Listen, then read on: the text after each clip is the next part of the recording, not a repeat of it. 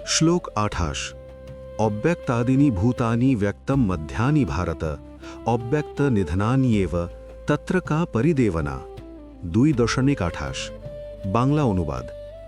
হে ভারত, সমস্ত প্রাণী জন্মের পূর্বে অব্যক্ত অর্থাৎ অপ্রকাশিত থাকে, মৃত্যুর পূর্বে অর্থাৎ মধ্যবর্তী সময়ে ব্যক্ত অর্থাৎ প্রকাশিত থাকে এবং মৃত্যুর পর পুনরায় অব্যক্ত হয়ে যায়।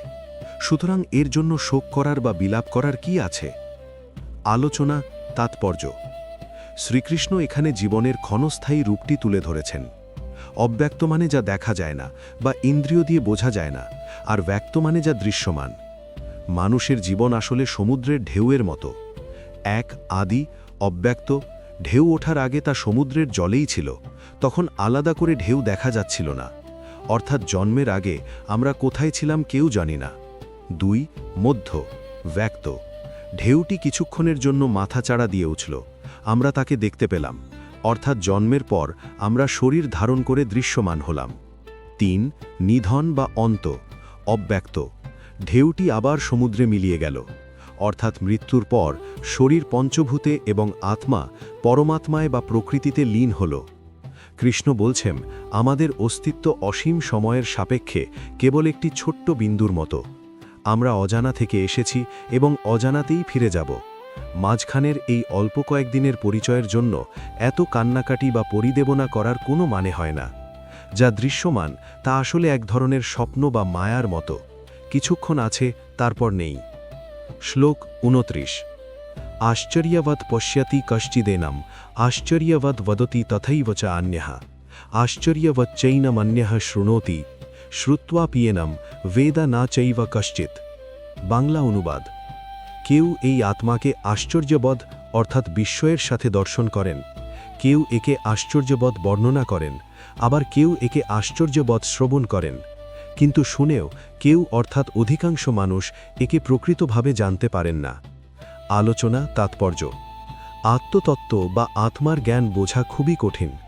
অর্জুন যে বারবার বিভ্রান্ত হচ্ছেন তার কারণ এই বিষয়টি অত্যন্ত সূক্ষ্ম। শ্রীকৃষ্ণ এখানে স্বীকার করছেন যে আত্মাকে বোঝা সবার কর্ম নয়। আত্মা সম্পর্কে সবকিছুই আশ্চর্য বা বিস্ময়কর। দর্শন। খুব কম মহাপুরুষ বা যোগী ধ্যানের গভীরে আত্মাকে অনুভব বা দর্শন করতে পারেন। যখন তারা দেখেন, তারা অবাক হয়ে যান, কি অপূর্ব জ্যোতি বা শক্তি। বর্ণনা। যারা ঋষিদের মুখে আত্মার কথা বলেন বা ব্যাখ্যা করেন, তারাও বিস্ময়ের সাথে বলেন, কারণ এমন জিনিসের বর্ণনা দেওয়া কঠিন যার কোনো রূপ বা আকার নেই। শ্রবণ। আমরা যারা গীতা বা উপনিষদ শুনছি, আমরাও অবাক হয়ে শুনি, শরীর মরলে আমি মরি না, আমাকে আগুন পোড়াতে পারে না, এগুলো সাধারণ বুদ্ধিতে বিশ্বাস করা কঠিন। শ্লোকের শেষে কৃষ্ণ বলছেন, শ্রুত্বা পিয়েনম বেদ না। অনেকে শোনার পরেও বোঝে না, কারণ আত্মজ্ঞান কেবল বুদ্ধি দিয়ে বোঝার বিষয় নয়, এটি সাধনা দিয়ে অনুভব করার বিষয়। অর্জুনের বিভ্রান্তি স্বাভাবিক, কারণ এটি একটি অলৌকিক ও দুর্লভ জ্ঞান। 30 নম্বর শ্লোকে শ্রীকৃষ্ণ আত্মতত্ত্ব বা আত্মার আলোচনার সমাপ্তি টানছেন এবং 31 নম্বর শ্লোক থেকে তিনি স্বধর্ম বা কর্তব্যের দোহাই দিয়ে অর্জুনকে যুদ্ধের জন্য উৎসাহিত করছেন। শ্লোক 30 দেহি নিত্যমবধ্যোয়ম দেহে সর্বস্য ভারত তস্মাৎ সর্বাণি ভূতানি ন ত্বম শোচিতুম অর্হসি। বাংলা অনুবাদ। হে ভারত অর্থাৎ অর্জুন, সকলের শরীরে অবস্থিত এই আত্মা অর্থাৎ দেহি সর্বদা অবদ্ধ। অতএব কোনো প্রাণীর অর্থাৎ ভীষ্ম, দ্রোণ বা অন্য কারো মৃত্যুতে তোমার শোক করা উচিত নয়।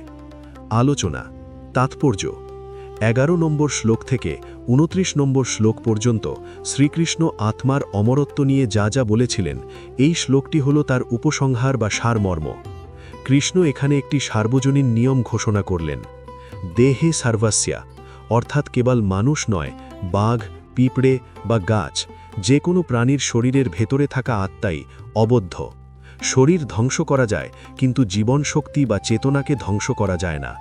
সুতরাং কৃষ্ণের চূড়ান্ত রায় হল, যেহেতু আত্মাকে মারা অসম্ভব, তাই আমি মারছি বা ওরা মরে যাচ্ছে, এই ভাবনাটাই ভুল। আর যদি মরাই না যায়, তাহলে শোকের কিসের? এই শ্লোকের মাধ্যমে তিনি অর্জুনের দার্শনিক বিভ্রান্তি দূর করার চেষ্টা শেষ করলেন। এবার তিনি সামাজিক ও ব্যবহারিক যুক্তিতে প্রবেশ করবেন। শ্লোক 31 স্বধর্মম আপি চ আবেক্ষ্য ন বিকম্পিতুম আর্হসি ধর্ম্যাধিযুদ্ধাৎ শ্রেয় অন্যত ক্ষত্রিয়স্য ন বিদ্যতে। বাংলা অনুবাদ: তাছাড়া নিজের স্বধর্ম বিবেচনা করেও তোমার বিচলিত বা ভীত হওয়া উচিত নয়, কারণ ধর্মযুদ্ধ অপেক্ষা ক্ষত্রিয়ের জন্য অধিক কল্যাণকর আর কিছুই নেই।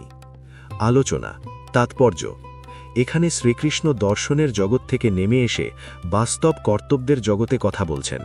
তিনি বলছেন, অর্জুন, মানলাম তুমি আত্মার উচ্চমার্গীয় তত্ত্ব বুঝতে পারছো না, কিন্তু একজন সাধারণ মানুষ বা সৈনিক হিসেবে তো তোমার একটা সামাজিক পরিচয় আছে নাকি?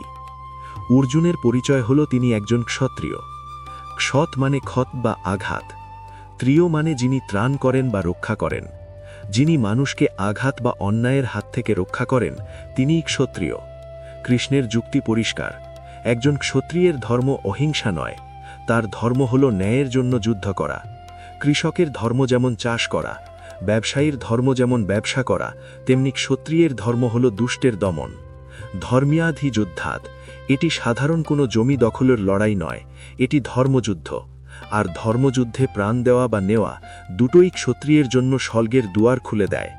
তাই কর্তব্য বা স্বধর্মের দিক থেকে দেখলেও অর্জুনের হাত কাঁপা বা ভয় পাওয়া উচিত নয়। ৩১ নম্বর শ্লোকে শ্রীকৃষ্ণ বলেছিলেন যে ক্ষত্রিয়ের জন্য ধর্মযুদ্ধ চেয়ে বড় কোনো শ্রেয় নেই। এই শ্লোকগুলিতে তিনি সেই যুদ্ধের লাভ এবং যুদ্ধ না করার ক্ষতি এই দুটির তুলনা করছেন। শ্লোক ৩২: যদৃচ্ছায়া চৌপপন্নম স্বর্গদ্বারম অপাবৃতম সুখিন ক্ষত্রিয়াঃ পার্থ লভন্তে যুদ্ধমীদৃশম। বাংলা অনুবাদ: হে পার্থ, আপনা আপনি উপস্থিত হওয়া এই যুদ্ধ যেন স্বর্গের উন্মুক্ত দ্বার। অতি ভাগ্যবান বা সুখী ক্ষত্রিয়রাই এমন যুদ্ধের সুযোগ লাভ করেন। আলোচনা তাৎপর্য: এখানে শ্রীকৃষ্ণ অর্জুনকে বোঝাচ্ছেন যে এই যুদ্ধটি কোনো সাধারণ বিপদ নয়, বরং এটি একটি সুবর্ণ সুযোগ। ১. যদৃচ্ছায়া, অর্থাৎ আপনা আপনি।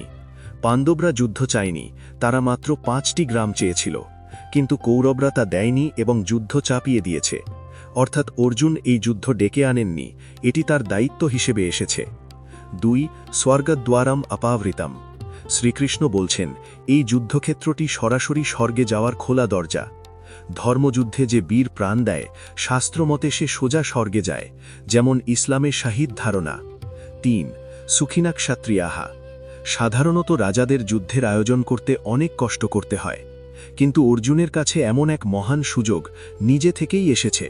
তাই কৃষ্ণ বলছেন, অর্জুন, তুমি তো ভাগ্যবান, এমন সুযোগ হাতছাড়া করা বোকামি। শ্লোক ৩৩: অথ চে ত্বমিমম ধর্ম্যম সংগ্রামম ন করিষ্যসি ততঃ স্বধর্মম কীর্তিম জহিত্বা পাপম অবাপ্স্যসি। বাংলা অনুবাদ: কিন্তু যদি তুমি এই ধর্মযুদ্ধ না করো, তবে তুমি নিজের স্বধর্ম ও কীর্তি হারাবে এবং পাপ অর্জন করবে, অর্থাৎ পাপী হবে।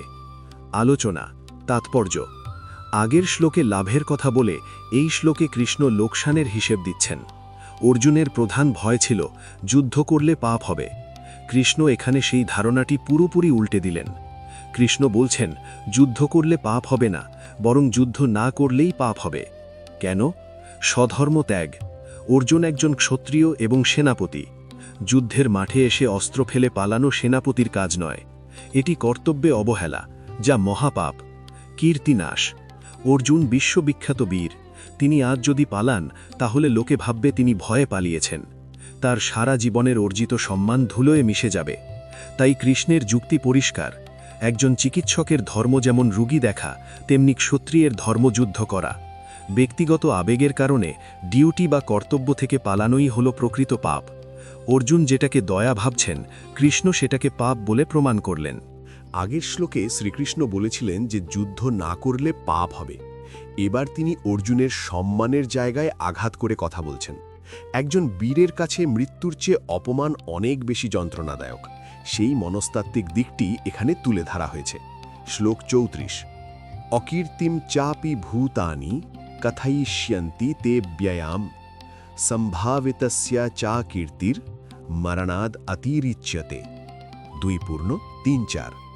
বাংলা অনুবাদ: মানুষ চিরকাল তোমার এই অবিনশ্বর বা স্থায়ী অপকীর্তি বা নিন্দার কথা ঘোষণা করবে, আর একজন সম্মানিত বা বিখ্যাত ব্যক্তির কাছে অপযশ বা নিন্দা মৃত্যুর চেয়েও অধিক যন্ত্রণাদায়ক। আলোচনা তাৎপর্য। এখানে শ্রীকৃষ্ণ অর্জুনের অহং বা আত্মসম্মানে আঘাত করছেন। অর্জুন ভেবেছিলেন যুদ্ধ ত্যাগ করলে তিনি মহৎ হবেন, কিন্তু কৃষ্ণ বলছেন ভবিষ্যৎ প্রজন্ম বলবে অর্জুন নামক এক মহাবীর ছিল যে যুদ্ধের ভয়ে পালিয়েছে। এই নিন্দা হবে অব্যয়াম বা অক্ষয়। অর্জুনের শরীর মরে যাবে, কিন্তু এই বদনাম হাজার বছর জুড়ে বেঁচে থাকবে। কৃষ্ণ বোঝাচ্ছেন সাধারণ মানুষের অপমান গায়ে লাগে না, কিন্তু সম্ভাবিতাস্যা বা যিনি সমাজে অত্যন্ত সম্মানিত তার গায়ে যদি অপবাদের দাগ লাগে তবে তা বিষের চেয়েও খারাপ। সমাজে মুখ দেখাতে না পারার চেয়ে মরে যাওয়া ভালো। এটি ক্ষত্রিয় বা অভিজাতদের নীতি। শ্লোক ৩৬। ভয়াদ রণাদ উপরতম মনস্যন্তে ত্বাম মহারথাঃ येषां च त्वां बहुमतो ভূতবা ইয়াস্যসি লাঘবম। 2:3-5। বাংলা অনুবাদ। যে মহারথীদের কাছে তুমি এতদিন অত্যন্ত সম্মানিত ছিলে তারা মনে করবে যে তুমি ভয় পেয়ে যুদ্ধক্ষেত্র থেকে সরে গিয়েছ, ফলে তাদের চোখে তুমি তুচ্ছ বা লঘু হয়ে যাবে। আলোচনা তাৎপর্য। অর্জুনের যুক্তি ছিল আমি করুণার বশবর্তী হয়ে যুদ্ধ করছি না। কৃষ্ণের পাল্টা যুক্তি শত্রুরা তোমার মনের কথা বুঝবে না, তারা ভাববে তুমি ভয় পেয়েছ বা ভয়াদ। কর্ণ বা দুর্যোধনের মতো বীররা কখনোই বিশ্বাস করবে না যে অর্জুন দয়া দেখিয়ে চলে গেছে। তারা ভাববে কৌরব সেনার বিশাল বহর দেখে অর্জুনের হাত পা ঠান্ডা হয়ে গেছে। যাদের কাছে অর্জুন ছিলেন বীরত্বের প্রতীক তাদের কাছেই তিনি হাসির পাত্র হবেন। ইয়াস্যসি লাঘবম অর্থাৎ তুমি ওজনে হালকা বা তুচ্ছ হয়ে যাবে। কৃষ্ণ অর্জুনকে সতর্ক করছেন যে দয়ার ভান করতে গিয়ে যেন কাপুরুষের টকমা না পান। শ্লোক ৩৭। হতো বা প্রাপ্স্যসি স্বর্গম জিত্বা বা ভোক্ষ্যসি মহিম তস্মাদুত্তিষ্ঠ কৌন্তেয় যুদ্ধায় কৃতনিশ্চয়ঃ। 2:3-7। বাংলা অনুবাদ। যদি তুমি যুদ্ধে নিহত হও তবে স্বর্গ লাভ করবে, আর যদি জয়ী হও তবে পৃথিবী ভোগ করবে। অতএব হে কৌন্তেয়, যুদ্ধের জন্য কৃতনিশ্চয় হয়ে উঠে দাঁড়াও। আলোচনা তাৎপর্য। এখানে শ্রীকৃষ্ণ অর্জুনকে একটি উইন উইন সিচুয়েশন বা উভয় সংকটে লাভের সমীকরণ দেখাচ্ছেন। তিনি বলছেন এই যুদ্ধে তোমার হারানোর কিছুই নেই। ১. পরাজয়, মৃত্যু। যদি তুমি মারা যাও তবে বীরের মৃত্যু হিসেবে তুমি সোজা স্বর্গে যাবে। ২. জয়। যদি তুমি বেঁচে থাকো তবে নিষ্কণ্টক রাজ্য ও রাজসুখ ভোগ করবে। উভয় ক্ষেত্রেই তোমার লাভ। তাই কৃষ্ণের জোরালো আদেশ তস্মাদ উত্তিষ্ঠা, অতএব ওঠো, আর দ্বিধা বা চিন্তা করো না। কৃতা নিশ্চয়াহা অর্থাৎ মনে মনে শক্ত সিদ্ধান্ত নিয়ে নাও যে আমি যুদ্ধ করবই। হতাশা ঝেড়ে ফেলে অ্যাকশন নেওয়ার জন্য এর চেয়ে বড় অনুপ্রেরণা আর হতে পারে না। শ্লোক ৩৮। সুখ দুঃখে সমে কৃত্বা লাভালাভৌ জয়াজয়ো ততোরিয়ুদ্ধায় যুজ্যস্ব নৈবম পাপম অবাপ্স্যসি। 2:3-8। বাংলা অনুবাদ। সুখ ও দুঃখ, লাভ ও ক্ষতি এবং জয় ও পরাজয়কে সমান জ্ঞান করে যুদ্ধের জন্য প্রস্তুত হও। এই মনোভাব নিয়ে যুদ্ধ করলে তুমি পাপে লিপ্ত হবে না। আলোচনা তাৎপর্য। এটি গীতার একটি মোড় ঘোরানো শ্লোক।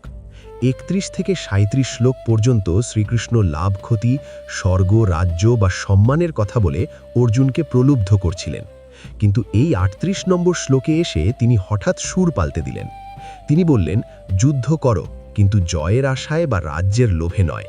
তাহলে কিভাবে? সমতা বজায় রেখে। অর্জুনের প্রধান ভয় ছিল পাপ হওয়া। কৃষ্ণ এখানে পাপ থেকে বাঁচার ফর্মুলা দিলেন। পাপ কাজের মধ্যে থাকে না, পাপ থাকে কাজের পেছনে থাকা উদ্দেশ্য বা আসক্তির মধ্যে। একজন ডাক্তার যখন রোগীর পেট কাটে তখন তার পাপ হয় না, কারণ তার উদ্দেশ্য মহৎ। ঠিক তেমনি অর্জুন যদি ব্যক্তিগত রাগ বা লোভ ত্যাগ করে, হার জিত বা সুখ দুঃখের কথা না ভেবে কেবল কর্তব্য হিসেবে যুদ্ধ করেন, তবে কোনো হত্যাই তাকে পাপে লিপ্ত করতে পারবে না। মনের এই সমভাবকেই বলা হয় সমত্বযোগ বা কর্মযোগের ভিত্তি। এই শ্লোকের মাধ্যমেই সাংখ্য বা জ্ঞানযোগের আলোচনা শেষ হল এবং কর্মযোগ বা বুদ্ধিযোগের ভূমিকা শুরু হল। এতক্ষণ শ্রীকৃষ্ণ সাংখ্য বা জ্ঞানযোগ নিয়ে তাত্ত্বিক দিক নিয়ে আলোচনা করেছেন। এই ৩৯ নম্বর শ্লোক থেকে তিনি বুদ্ধিযোগ বা কর্মযোগের ব্যবহারিক দিকটি ব্যাখ্যা করা শুরু করছেন। শ্লোক ৩৯। এষা তে অভিহিতা সাংখ্যে বুদ্ধির যোগে তুই মাম শৃণু বুদ্ধ্যা যুক্ত ইয়া পার্থা কর্মবন্ধম প্রহাস্যসি। 2:3 বাংলা অনুবাদ: হে পার্থ, এতক্ষণ আমি সাংখ্য বা জ্ঞানযোগ বিষয়ক যে বুদ্ধি বা জ্ঞানের কথা বললাম তা শ্রবণ করলে। এবার তুমি ভক্তিযুক্ত কর্মযোগ বা বুদ্ধিযোগ বিষয়ক কথা শোনো। এই বুদ্ধির দ্বারা যুক্ত হলে তুমি কর্মবন্ধন থেকে মুক্ত হতে পারবে। আলোচনা তাৎপর্য: এখানে শ্রীকৃষ্ণ বিষয়ের মোড় ঘোরাচ্ছেন। 1. সাংখ্য। 11 থেকে 30 শ্লোক পর্যন্ত তিনি আত্মার অমরত্ব নিয়ে যে তাত্ত্বিক জ্ঞান দিয়েছেন তাকে সাংখ্য বলা হয়। এটি বোঝা কঠিন এবং এটি কেবল জ্ঞানীদের জন্য। 2. যোগ। কিন্তু এখন যেটা বলতে যাচ্ছেন তা হল ব্যবহারিক প্রয়োগ বা প্র্যাকটিক্যাল। একে তিনি নাম দিয়েছেন বুদ্ধিযোগ। কৃষ্ণ অর্জুনকে প্রতিশ্রুতি দিচ্ছেন কর্মবন্ধম প্রহাস্যসি, অর্থাৎ সাধারণ কর্ম মানুষকে বাঁধে। ভালো কাজ করলে স্বর্গে যাওয়ার শিকল, খারাপ কাজ করলে নরকে যাওয়ার শিকল। কিন্তু এই বিশেষ বুদ্ধি বা কৌশলে কর্ম করলে সেই কর্ম আর তোমাকে বাঁধবে না, বরং মুক্তির পথ দেখাবে। শ্লোক 40। নেহাভিক্রমা নাশো অস্তি প্রত্যবায়ো ন বিদ্যতে স্বল্পমপ্যস্য ধর্মস্য ত্রায়তে মহতো ভয়াত। 2:40 বাংলা অনুবাদ: এই নিষ্কাম কর্মযোগের পথে কোনো প্রচেষ্টাই বিফলে যায় না, অভিক্রমনাশ নেই এবং এতে কোনো দোষ বা পাপও হয় না, প্রত্যবায় নেই। এই ধর্মের অল্প অনুষ্ঠানও মানুষকে মহাভয় বা সংসার বা মৃত্যুর ভয় থেকে রক্ষা করে। আলোচনা তাৎপর্য: এটি গীতার অন্যতম আশ্বাসবাণী এবং ভক্তদের জন্য বড় স্বস্তির শ্লোক। বৈদিক যজ্ঞ বা পূজায় নিয়ম ভুল হলে অনেক সময় হিতে বিপরীত বা পাপ হয়, একে প্রত্যবায় বলে। কিন্তু শ্রীকৃষ্ণ বলছেন কর্মযোগের পথে কোনো লস বা ক্ষতি নেই। 1. কোনো নাশ নেই। আপনি যদি আধ্যাত্মিক পথে 10 পা এগোন এবং মারা যান, পরের জন্মে আপনি সেই 11 নম্বর পা থেকেই শুরু করবেন। জাগতিক পড়াশোনা বা ধন সম্পদ মৃত্যুর সাথে সাথে শেষ হয়ে যায়, কিন্তু এই যোগের সঞ্চয় নষ্ট হয় না। 2. মাহাতো ভায়াত। এই ধর্মের অল্প একটু আচরণও মানুষকে বড় বিপদ থেকে বাঁচায়।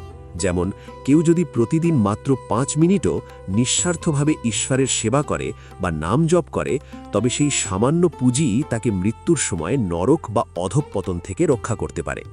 কৃষ্ণ অর্জুনকে বোঝাচ্ছেন যে এই পথটি এতটাই নিরাপদ যে এখানে বিফল হওয়ার কোনো সুযোগ নেই, শুরু করলেই লাভ।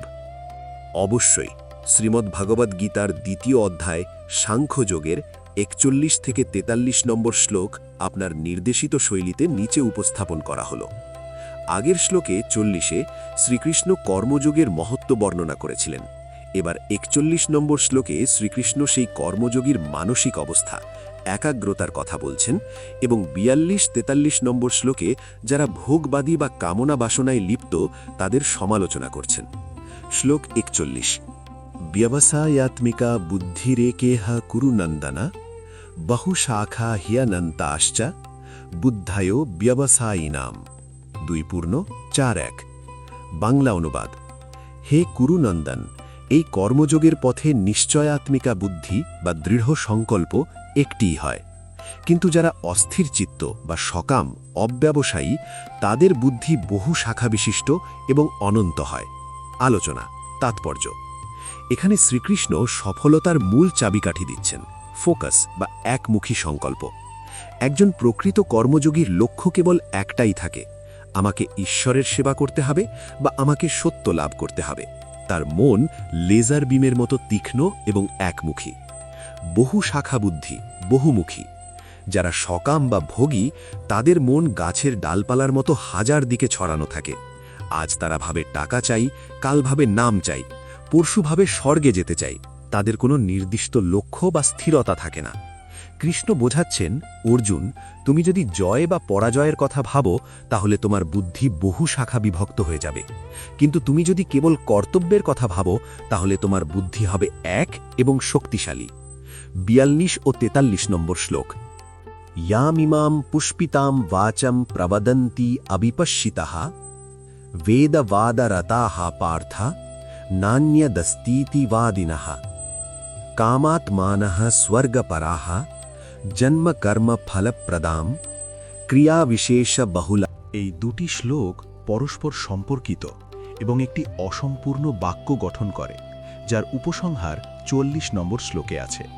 বাংলা অনুবাদ: হে পার্থ, যারা অবিবেচী বা অল্পজ্ঞানী, যারা কেবল বেদের অর্থবাদ বা আড়ম্বরপূর্ণ কথায় আসক্ত, যারা স্বর্গসুখী সব, এর চেয়ে বড় কিছু নেই এই কথা বলে, যারা কামনাত্মা এবং স্বর্গকেই পরম শ্রেয় মনে করে, তারা জন্ম মৃত্যুরূপ কর্মফল প্রদানকারী এবং ভোগ ও ঐশ্বর্য লাভের জন্য নানা রকম ক্রিয়াকাণ্ড বহুল বা বড় বড় যজ্ঞের পুষ্পিত বাক্যের অবতারণা করে।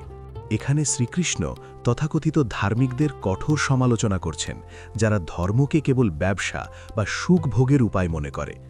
তিনি একটি চমৎকার রূপক ব্যবহার করেছেন, পুষ্পিত বাক বা ফুলের মতো সাজানো কথা, ফ্লাওয়ারি ওয়ার্ডস।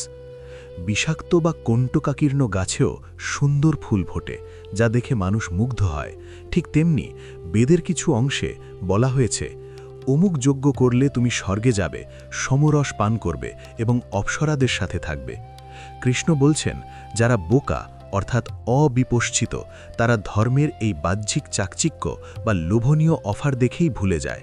তারা মনে করে ধর্ম মানেই হলো ভালো খাওয়া দাওয়া আর স্বর্গে গিয়ে ফুর্তি করা, অর্থাৎ ভোগ ঐশ্বর্য। তারা জানে না যে স্বর্গের সুখ ক্ষণস্থায়ী এবং পুণ্য শেষ হলে আবার তাদের জন্ম মৃত্যুর চক্রে ফিরে আসতে হয়। এদের লক্ষ্য ঈশ্বর লাভ নয়, এদের লক্ষ্য কেবল ভোগ।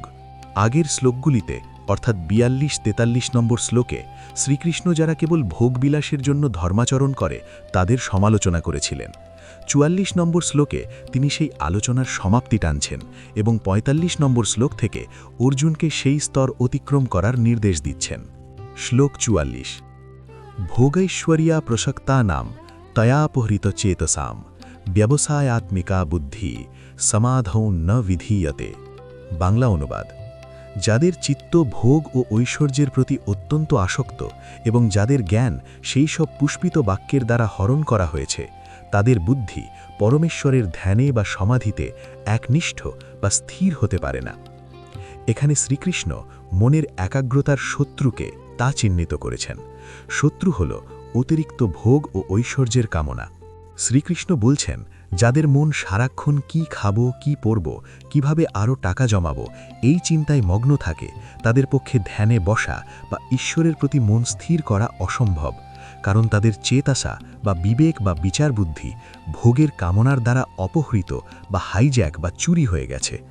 একজন মাতাল যেমন সোজা হয়ে দাঁড়াতে পারে না, তেমনি ভোগে আসক্ত মনও সমাধির গভীরতায় স্থির থাকতে পারে না। অর্জুনকে তিনি সতর্ক করছেন যে যদি তুমি যুদ্ধের ফল অর্থাৎ রাজ্যসুখ নিয়ে বেশি ভাবো, তাহলে তুমি যুদ্ধের আসল উদ্দেশ্য অর্থাৎ ধর্মরক্ষা থেকে বিচ্যুত হবে। শ্লোক 45: ত্রৈগুণ্য বিষয়া বেদা নিস্ত্রৈগুণ্য ভবার্জুনা নির্দ্বন্দ্ব নিত্যসত্ত্বস্থ নির্যোগক্ষেম আত্মবান। বাংলা অনুবাদ: হে অর্জুন, বেদের কর্মকাণ্ড প্রকৃতিজাত 3টি গুণের কার্যাবলী বর্ণনা করে। তুমি সেই 3 গুণের ঊর্ধ্বে ওঠো, অর্থাৎ নিস্ত্রৈগুণ্য হও, সুখ দুঃখাদি দৈন্য বর্জন করো, নিত্য সত্ত্বগুণে অর্থাৎ ধৈর্য ও আত্মবলে অবস্থিত হও এবং যোগক্ষেম অর্থাৎ প্রাপ্তি ও রক্ষার চিন্তা বর্জন করে আত্মপরায়ণ হও। এটি গীতার অত্যন্ত উচ্চমার্গীয় এবং বৈপ্লবিক নির্দেশ। সাধারণত ধর্মে বলা হয় বেদ মানো, কিন্তু কৃষ্ণ বলছেন বেদের কর্মকাণ্ডের ঊর্ধ্বে ওঠো। 1. ত্রৈগুণ্য বিষয়া। বেদ বা শাস্ত্রের একটি বড় অংশ সাংসারিক চাওয়া পাওয়া, স্বর্গ, ধন, পুত্র এই নিয়ে আলোচনা করে, যা প্রকৃতির 3 গুণ সত্ত্ব, রজ, তম এর অধীন। 2. নিস্ত্রৈগুণ্য। কৃষ্ণ অর্জুনকে বলছেন এই সাংসারিক বা জাগতিক ধর্মের স্তর পার হয়ে শুদ্ধ আধ্যাত্মিক স্তরে উঠতে। 3. নির্যোগক্ষেমা। যোগ যা নেই তা পাওয়ার চেষ্টা করা, ক্ষেম যা আছে তার রক্ষা করার চেষ্টা।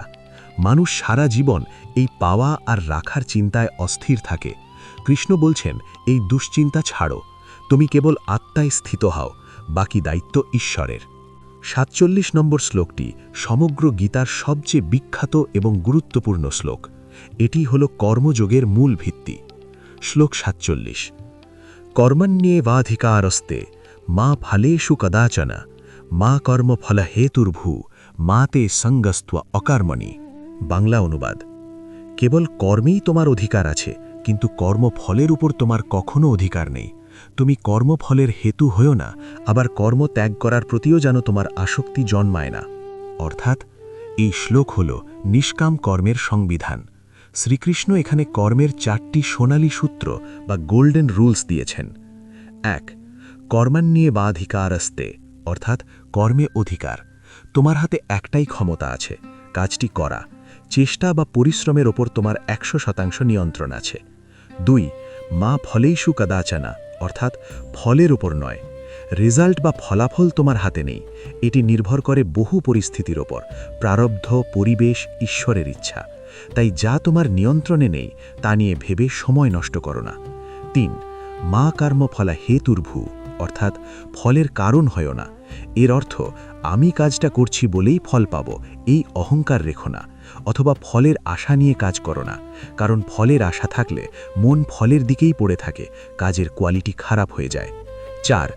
মাতেই সঙ্গস্ত্ব অকর্মণি, অর্থাৎ কর্মত্যাগ নয়। ফল পাব না শুনে অনেকে ভাবতে পারে, তাহলে কাজ করেই কি লাভ, আমি কাজ করব না। কৃষ্ণ সতর্ক করে দিচ্ছেন, আলস্য বা কর্মত্যাগ চলবে না। ফলের চিন্তা বাদ দিয়ে পূর্ণ উদ্যমে কাজ করতে হবে। শ্লোক 48। যোগস্থা কুরু কর্মাণি সঙ্গম ত্যক্ত্বা ধনঞ্জয়া সিদ্ধি সিদ্ধ্যো সমভূত্বা সমত্বম যোগ উচ্যতে। বাংলা অনুবাদ: হে ধনঞ্জয়, যোগে যুক্ত হয়ে এবং আসক্তি ত্যাগ করে সিদ্ধি অর্থাৎ সাফল্য এবং অসিদ্ধি অর্থাৎ ব্যর্থতায় সমান জ্ঞান করে তুমি কর্তব্য কর্ম করো। এই সমত্ব ভাবকেই যোগ বলা হয়।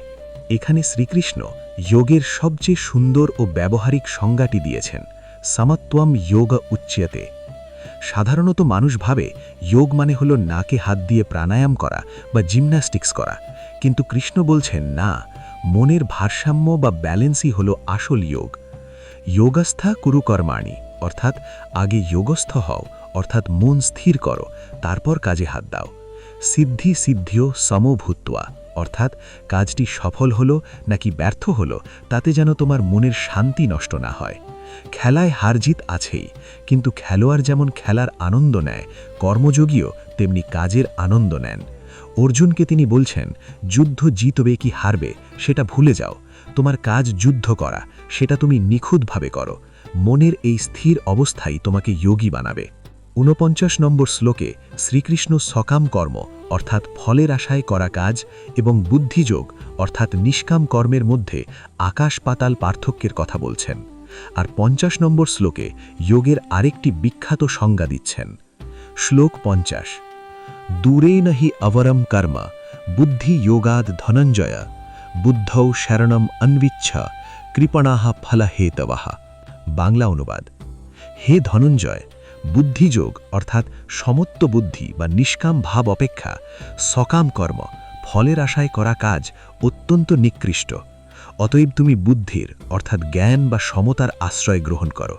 যারা ফলের আশায় কাজ করে তারা কৃপণ বা দীন বা অতিহীন বুদ্ধিভর্তি। এখানে শ্রীকৃষ্ণ কাজের মানসিকতা বা মোটিভের ওপর জোর দিচ্ছেন। বাইরে থেকে দেখতে দুটি কাজ একই রকম হতে পারে, কিন্তু ভেতরের মনোভাবের কারণে একটি শ্রেষ্ঠ এবং অন্যটি নিকৃষ্ট।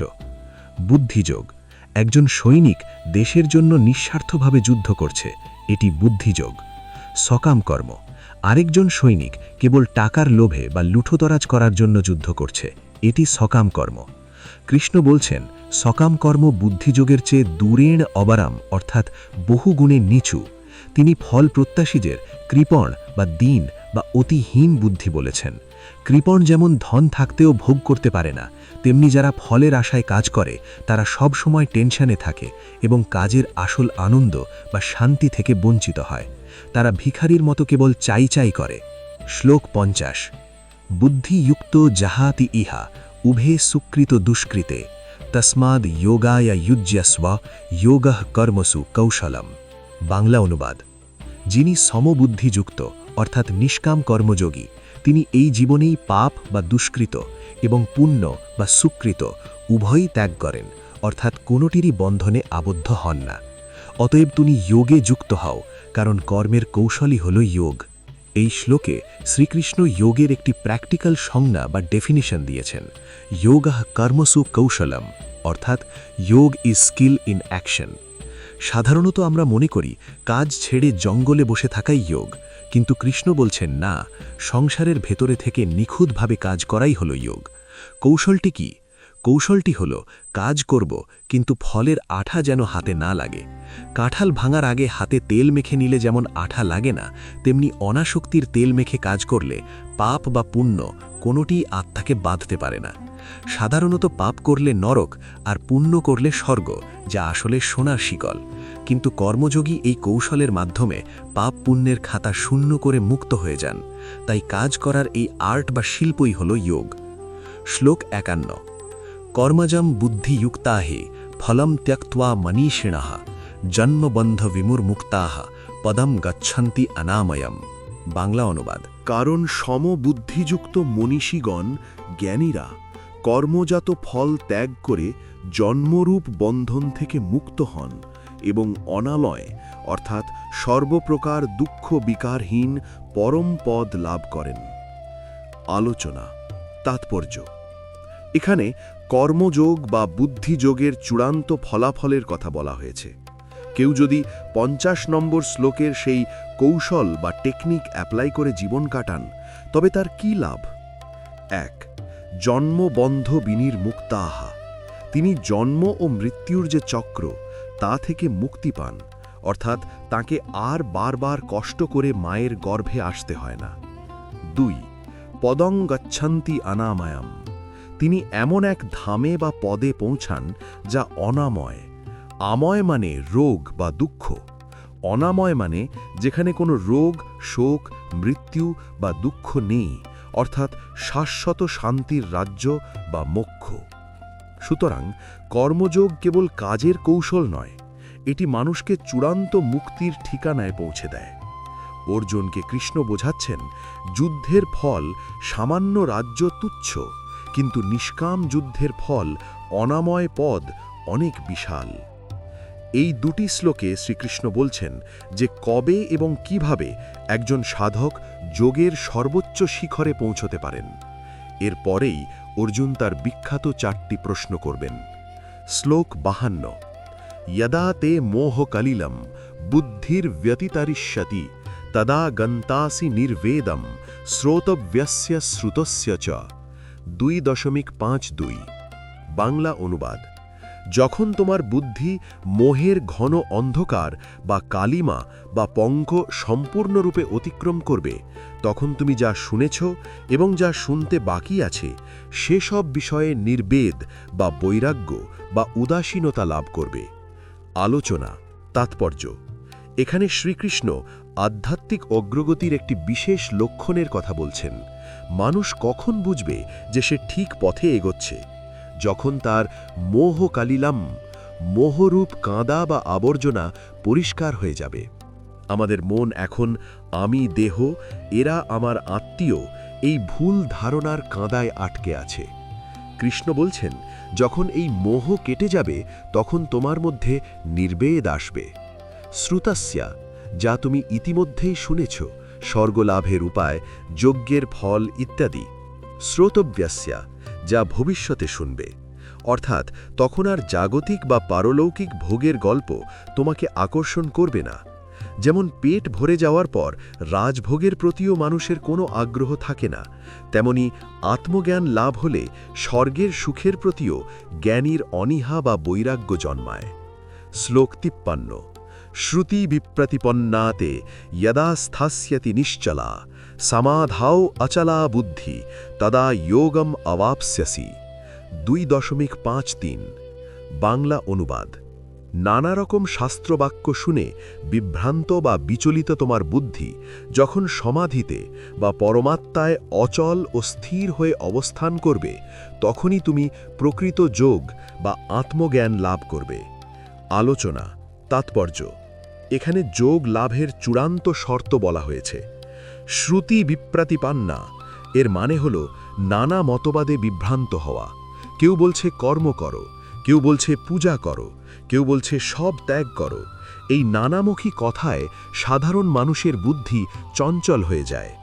কৃষ্ণ বলছেন, প্রকৃত যোগী হতে হলে এই সব বিভ্রান্তি কাটিয়ে মনকে নিশ্চলা অর্থাৎ বাতাসহীন স্থানের প্রদীপের মতো স্থির এবং অচলা অর্থাৎ পাহাড়ের মতো অটল করতে হবে। কোথায় স্থির করতে হবে? সমাধৌ বা সমাধিতে, ঈশ্বরের চিন্তায়। যখন মন আর নড়বে না, কোনো তর্কেই টলবে না, সেই স্থির অবস্থাকেই বলা হয় যোগ প্রাপ্তি। অর্থাৎ বই পড়া বা শাস্ত্র শোনার চেয়েও মনের স্থিরতাই হল আসল সিদ্ধি।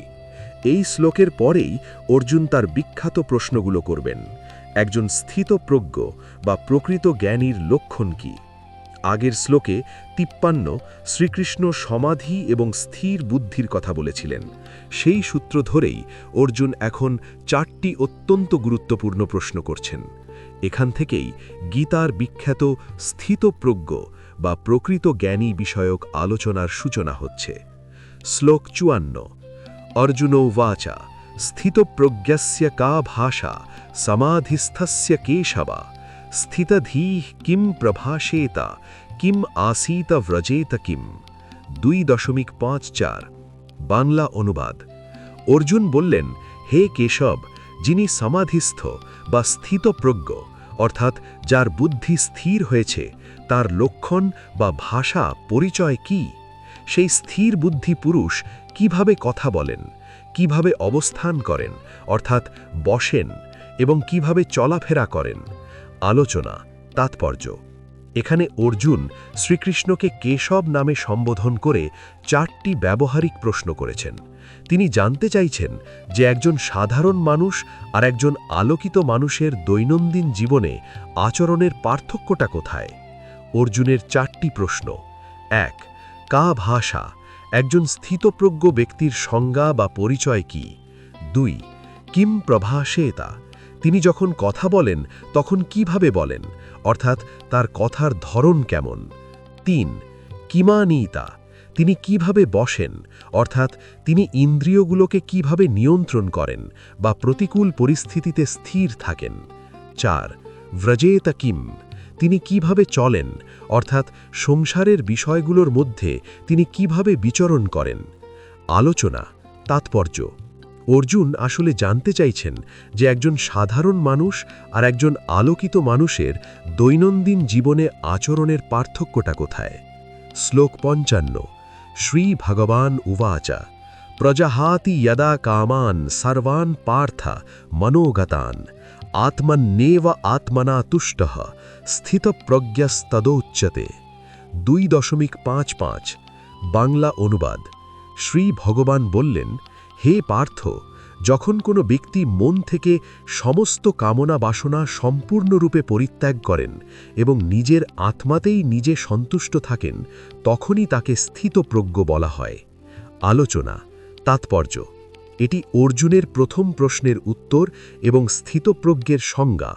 শ্রীকৃষ্ণ বলছেন, স্থিতপ্রজ্ঞ হওয়ার 2টি প্রধান শর্ত আছে। 1. নেতিবাচক শর্ত, বর্জন। প্রজাহাতি সর্বান কামান, মন থেকে সব ধরনের জাগতিক চাওয়া পাওয়ার ইচ্ছা ত্যাগ করতে হবে। বাইরে থেকে ত্যাগের ভান করলে হবে না। মনোগতান, অর্থাৎ মনের গভীর থেকে বাসনা দূর করতে হবে। 2. ইতিবাচক শর্ত, গ্রহণ। কেবল ত্যাগ করলেই হবে না, শূন্যস্থানটি পূরণ করতে হবে।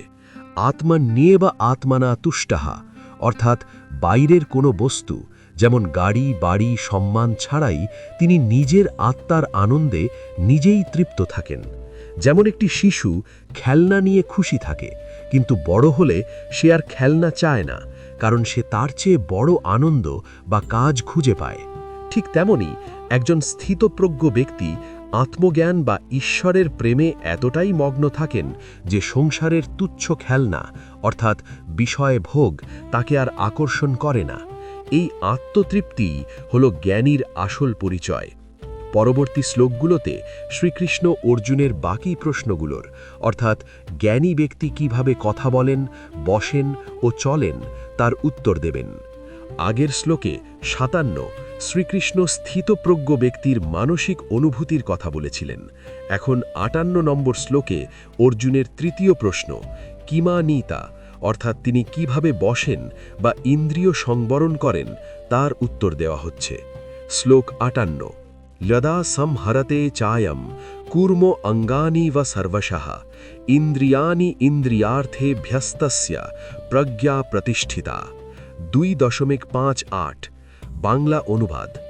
কচ্ছপ যেমন বিপদ দেখলে তার অঙ্গপ্রত্যঙ্গগুলোকে নিজের খোলসের ভেতর সম্পূর্ণভাবে গুটিয়ে নেয়, তেমনি যিনি তার ইন্দ্রিয়গুলোকে ইন্দ্রিয় বিষয় অর্থাৎ রূপ, রস, শব্দ, স্পর্শ, গন্ধ থেকে সব দিক থেকে প্রত্যাহার বা গুটিয়ে নিতে পারেন, তার প্রজ্ঞায় প্রতিষ্ঠিত। আলোচনা, তাৎপর্য। শ্রীকৃষ্ণ এখানে ইন্দ্রিয় নিগ্রহ বা সংযম বোঝাতে একটি চমৎকার প্রাকৃতিক উদাহরণ দিয়েছেন। কচ্ছপ প্রয়োজন হলে তার পা এবং মাথা বের করে চলে বা খাবার খায়। আবার যখনই কোনো বিপদ দেখে সে তার অঙ্গগুলো খোলসের ভিতরে লুকিয়ে ফেলে, তখন বাইরে থেকে আঘাত করলেও তার ক্ষতি হয় না। একজন স্থিতপ্রজ্ঞ ব্যক্তির আচরণও ঠিক এমন। ব্যবহার, তিনি সমাজে থাকেন, চোখ কান খোলা রাখেন, প্রয়োজনীয় কাজ করেন। প্রত্যাহার, কিন্তু যখনই কোনো প্রলোভন বা পাপের বিষয় সামনে আসে, যেমন খারাপ দৃশ্য, পরচর্চা, লোভনীয় বস্তু, তিনি সাথে সাথে তার মন এবং ইন্দ্রিয়কে গুটিয়ে নেন। তিনি প্রলোভনকে ভেতরে ঢুকতে দেন না। ইন্দ্রিয়কে নিজের ইচ্ছে মতো অন বা অফ করার ক্ষমতাই হল যোগীর লক্ষণ। শ্লোক ৫৯, বিষয়া বিনিবর্তন্তে নিরাহারস্য দেহিনা রসবর্জম রসোপ্যস্য পরম দৃष्ट्वा নিবর্ততে। 2.59 বাংলা অনুবাদ। নিরাহারী বা অসুস্থ ব্যক্তির ইন্দ্রিয়গুলো বিষয় ভোগ থেকে নিবৃত হয় বটে, কিন্তু তার মনে